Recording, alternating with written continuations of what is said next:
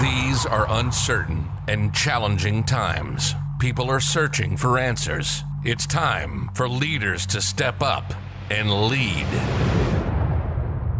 This is Recession-Proof Leadership. Proving there's light at the end of the tunnel. Benjamin Mena interviews leaders to talk about leadership principles and what they're actually doing as leaders. Leadership talks, actions, and principles. This is Recession-Proof Leadership. And here's your host, Benjamin Mena. How's it going, guys? My name is Benjamin Mena with Select Source Solutions, a specialized boutique search firm based out of the DC Metro. We're going to be creating a new podcast for leadership, recession-proof leadership. And one of the things that we want to focus on is, what are teams doing out there? What are leaders doing out there in this brand new challenging environment? And first up, I have actually one of my really good friends, Jay Veniard with Ventec Search Group. He's a leader in the robotics recruiting space, mostly hires VPs, high-level engineers for a lot of robotic startups across the United States. So just want to give you a quick introduction. There you go. What's up, my man? How's it going? Going good. Interesting few weeks. Yeah. No, it's definitely been crazy. And, the one thing that I'm kind of telling people is, depending on how you look at this, it's either a crisis or an opportunity. It's really all about how you look at things. So that's kind of the way we're approaching it here. And I love what you're doing, getting out there and putting a podcast together to help people figure out how to navigate their way through it. So I'm happy to do this with you. Awesome. Well, just real quick, I know I gave you a quick intro of the type of work that you do. I'd love to hear from you what you and your team are actually focusing on. Yeah, so that's a really interesting question, and I'm kind of taking this from a unique perspective because back in 2008 when everything crashed, I was still what I consider young and dumb. And I just, I got crushed the last time, we hit a recession. And the good thing about it is I learned a lot from it.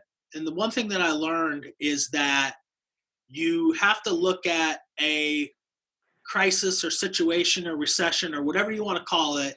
You have to look at it in two different ways.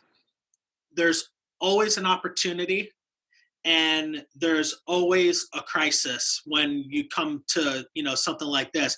And now I choose to look at it as an opportunity, where back in 2008, I was kind of like, oh, well, I'm recruiting in residential construction. I'm getting killed right now. There's nothing I can do. I don't want to make phone calls. I don't want to do anything. And I didn't change anything. I was still doing the old school recruiting. I was still making hundreds of cold calls a day, and I was literally getting laughed at. And so I ended up going out of business.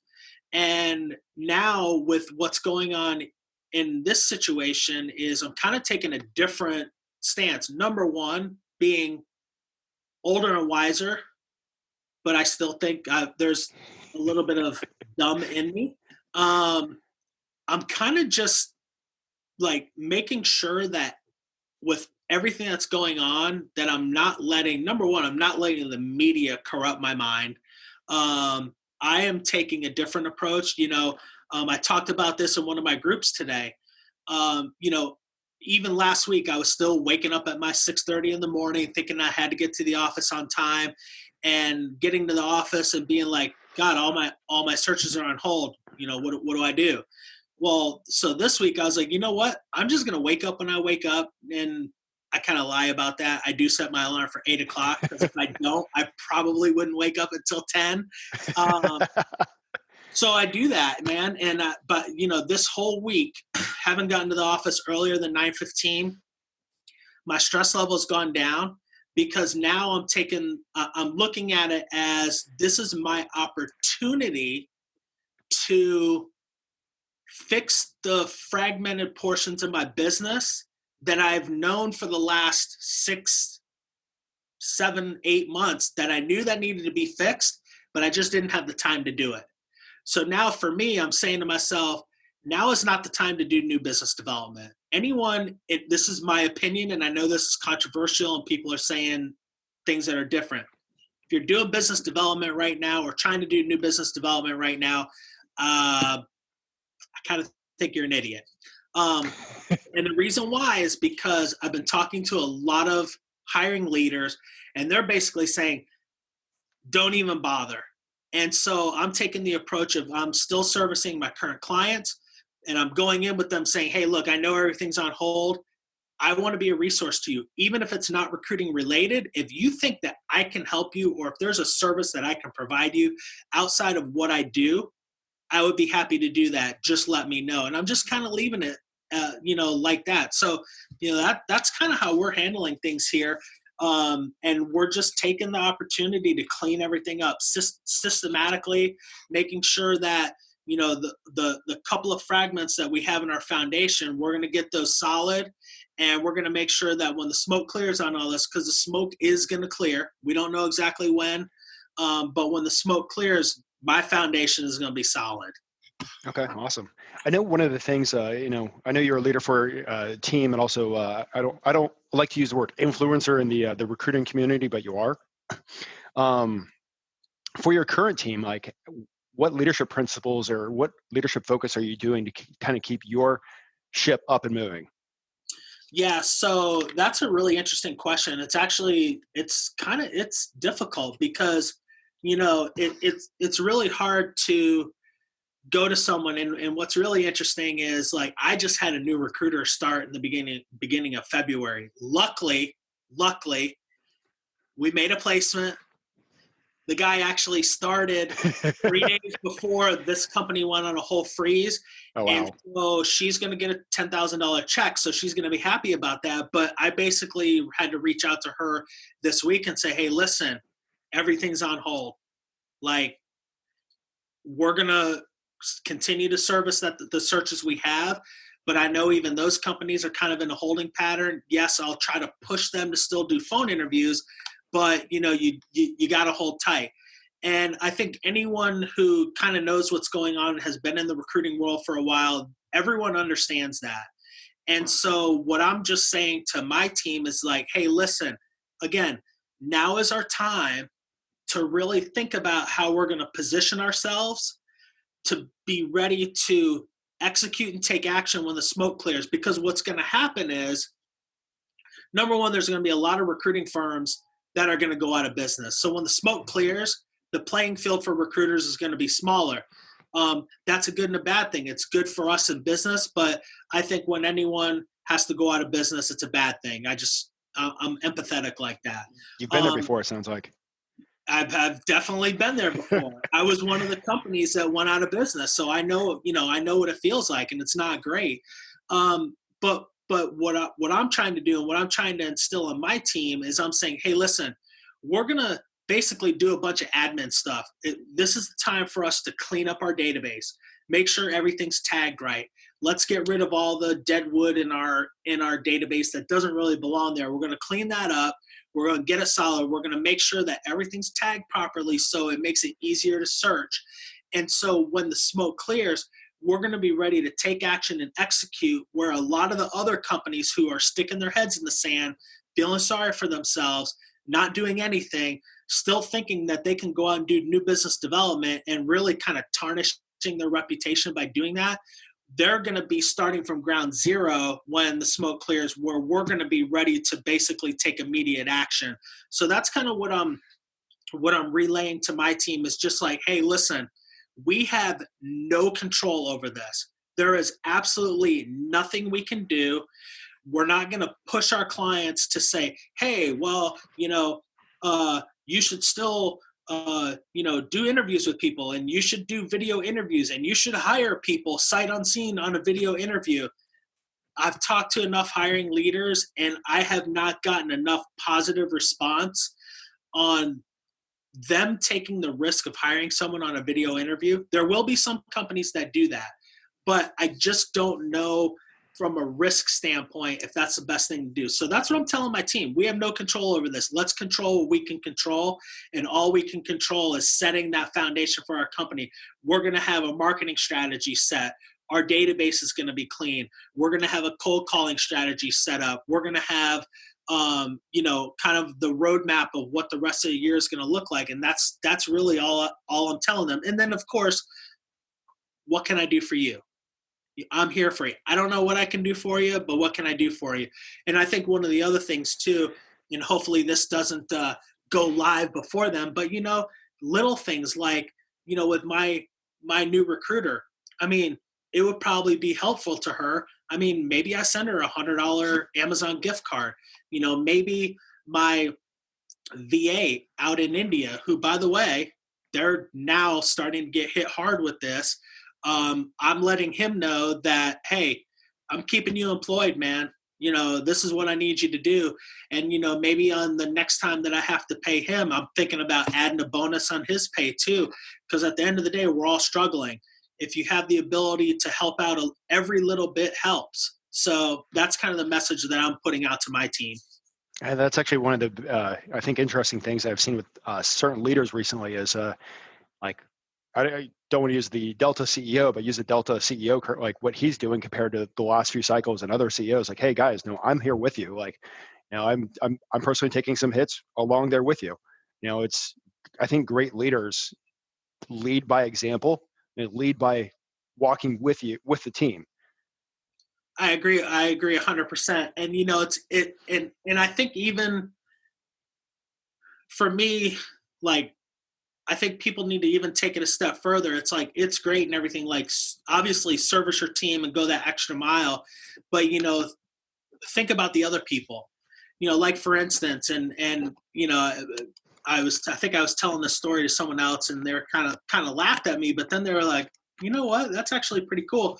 The little things like my little coffee shop here in the complex, they just got shut down for walk-ins. You can still pick up and whatever, but their hours have shortened. So their baristas have gotten their time cut.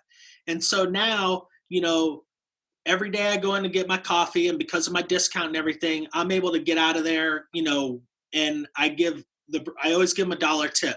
It's a $2 coffee. I give them $1 tip. Well, now, yesterday was the first day I did it. It made me feel really good too. I gave them a $2 tip, and every little bit helps. And I think that, if you kind of take that same attitude toward your everyday life and what's going on, it's like kind of that paying it forward type thing, I feel like.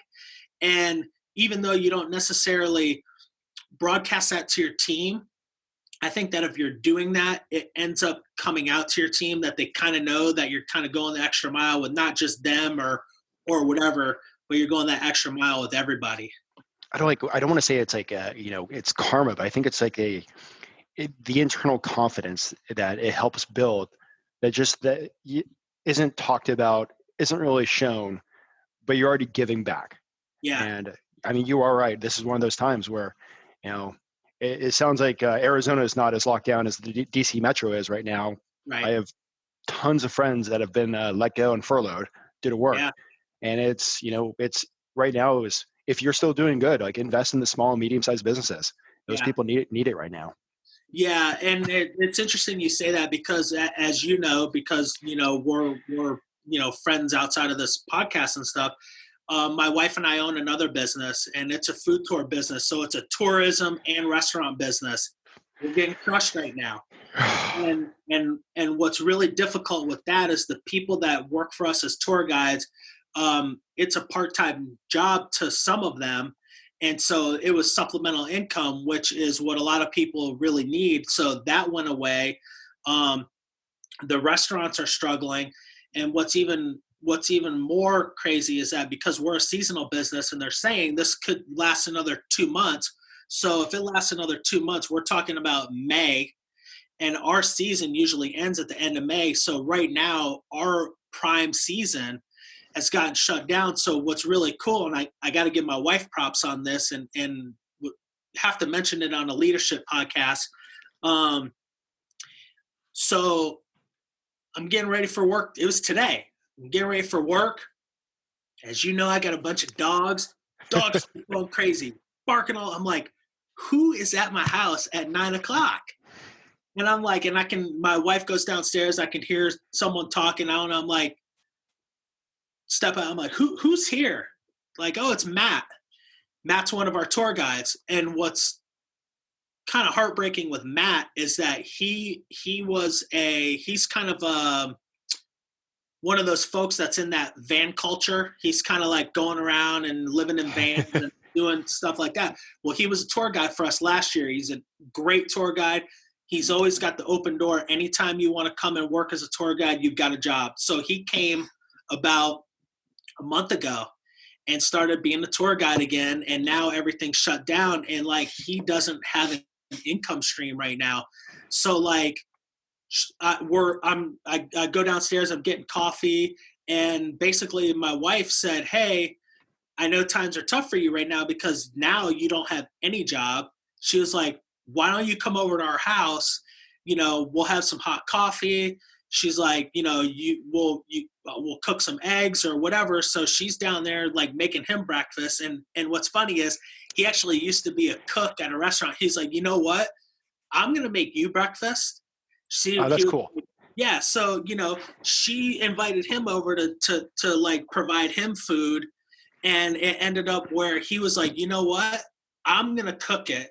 I appreciate you giving me the opportunity to, you know, have the eggs and have this and have that. So, you know, that's just another little, you know, thing about leadership is like, as a leader, you have to be able to step away from yourself. Like, it's not all about you. You got to figure out, you know, what you can do. And I know a lot of times like that phrase servant leadership is kind of overused. It's something that a lot of leaders who like to be bosses, they like to make themselves think they're servant leaders.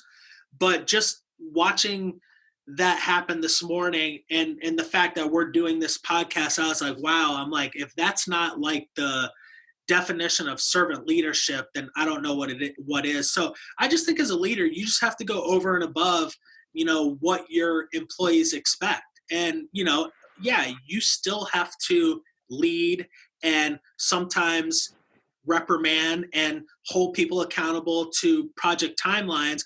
But at the end of the day, if they know that your intentions are good, it doesn't matter if you're saying, hey, Joe, why did you miss a deadline on this? You know, they know that you're not, you know, trying to beat them over the head with a missed deadline.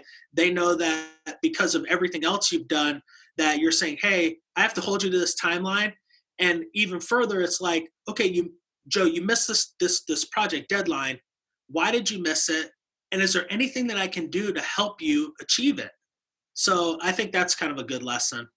No, I mean, that the story of your wife this morning, I think that's like, that is the definition of true servant leadership. And definitely in challenging times, like, it tells your people, you know, even when things are not working out or, you know, businesses, I hate to say, sometimes falling apart, that, hey, we actually care about you.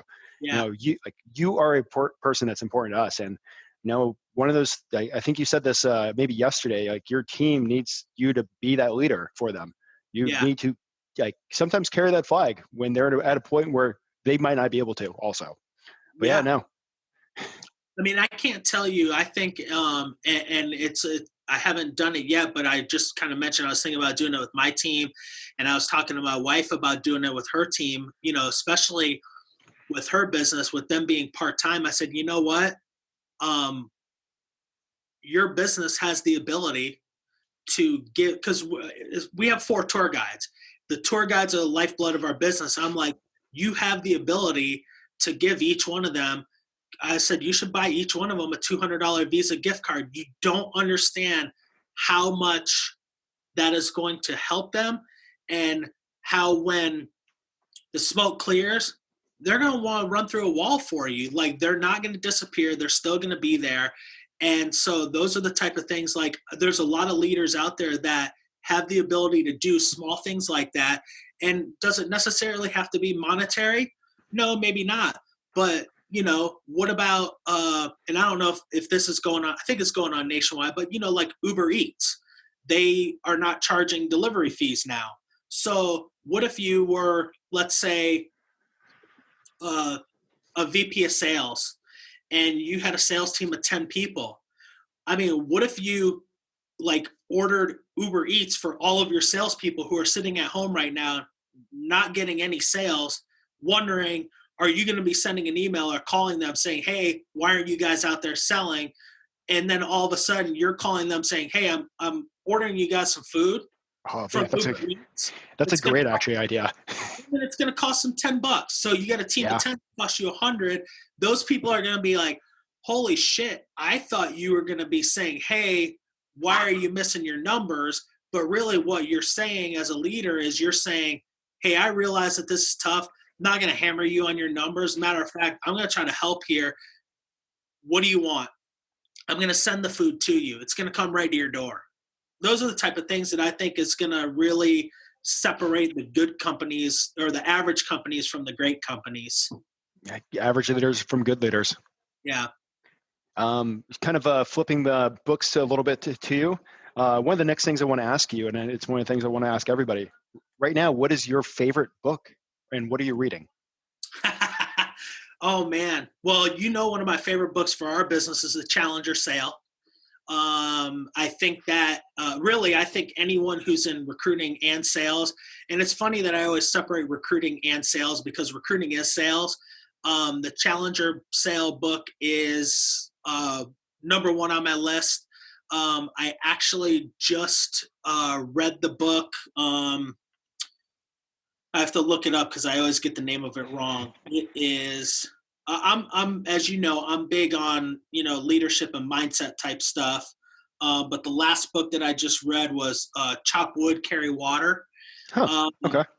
And basically that one is all about doing all of the little things that you need to do to get to the big thing that you really want. And, I won't get into the book and spoil it, but it's,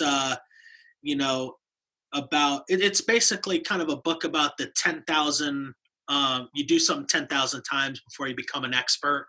And it even goes into a little bit more. So I did that one. The other book that I really, really like is Relentless by Tim Grover. Relentless. So Tim Grover, it was the trainer for Kobe Bryant, Michael Jordan, and Dwayne Wade. And he talks about he breaks people down into cleaners, closers, and whatever the lowest one is. And he really says what the difference is in their preparation and their work ethic. And it's if you haven't read that book, it's unbelievable to hear how hard Kobe Bryant and Michael Jordan and Dwayne Wade worked. I mean, they were the best at what they did. You would think because they were so good that they were naturally gifted, but They just outwork everybody. Yeah, they were naturally gifted. But the thing about it is when you take natural giftedness and you add relentless freaking work ethic, that creates something that is just Michael Jordan or Kobe Bryant or Dwayne Wade. So I like that book a lot. And then I don't know. I mean, I've been listening to a lot of books lately. I listen to more podcasts than anything else. So I do want to give a shout out to one podcast that I really, really like. It's called The Real AF by Andy Frisella. And actually, before The Real AF, he did the MF CEO project. That one has about 300 or so episodes. I will throw it out there, though. If you do not like harsh language and cussing, this is not the one for you. But if you want to listen to a guy who basically, it took him 10 years before he even started making any kind of money in his business. When he started his business, he lived in his supplement store on a mattress that he got from the Salvation Army. And now he owns multiple, what would 100 million, 9-figure businesses? Would that 9 figures is 100 million? Yeah. It's a smack you in the face episode. So if you're of the snowflake type, you will not like this this podcast. So yeah, those are the things that I'm looking at right now. I'm always I really like mindset stuff. Being an ex-professional baseball player, being a pitcher, I had to be mentally strong. It's really hard when someone hits a 3-run homer off you and you got to go back and strike the next guy out. So that's kind of what I listen to. Okay. I guess 2 more questions and we'll wrap it up. For leaders Any leaders outside the industry, what is like one piece of advice that you would have for them going into potentially challenging times? I mean, the one thing that you make it about them. It's not about you. I think, and I don't remember what book that I read this in, or actually, as a matter of fact, I started hearing about this from the MFCEO Project podcast, is that you have to be an effective leader, you have to put yourself in their shoes. You have to look at things from their perspective, because your perspective as a leader oftentimes is all about, top line revenue, getting projects done on time, and all those things. So you're looking at it this way, and you're trying to manage your team based on those. But then you have to look at the other side, like what's going on in that person's life. Is there maybe an underlying reason why they're missing their targets? I mean, yeah, you can't really get into someone's personal life, but, what if someone's going through a divorce? That's going to affect their performance. Is there anything you can do without prying into that person's life to help them through that? Or say, hey, if you need someone to talk to, I'm here for you. I mean, I think that's the one thing that I've learned over the last couple of years, is that it's not all about you. It's about your team. And if you put yourself in their shoes and manage them that way, because not everyone is managed the same exact way, you'll be a more effective leader. Okay. And one last question I have before we go ahead and wrap it up. It's one I would like to ask everybody, because interviewing a lot of different leaders in a lot of different industries, but one piece of advice to the leaders in your industry, the recruiting industry. Oh, man. Wow. I think, man, that's a loaded question. Reel me in if I go off on any tangents here. So here's what I'm seeing.